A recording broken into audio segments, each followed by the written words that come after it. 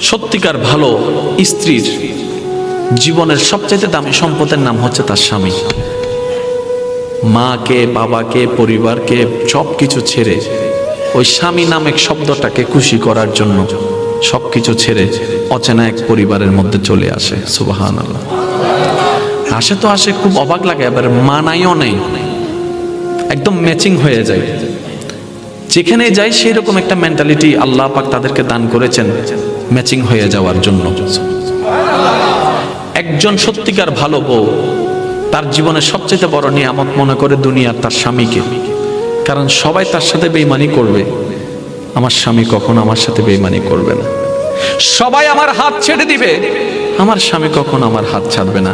এখানে যারা বিবাহিতরা আছেন, আমি ছোট্ট মানুষ হিসেবে শ্রদ্ধার সাথে একটা কথা বলি।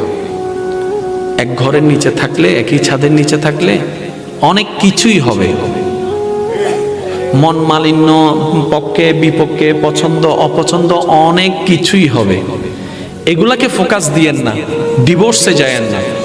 কারণ ডিভোর্স করে যেখানে যাবেন সেখানে যে মহাসুখ পাবেন এরকম কোনো গ্যারান্টি নাই। যেখানে আছেন থাকুন, আল্লাহর রহমতের আশা করুন। ডিভোর্স কখনো সমাধান হতে পারে না।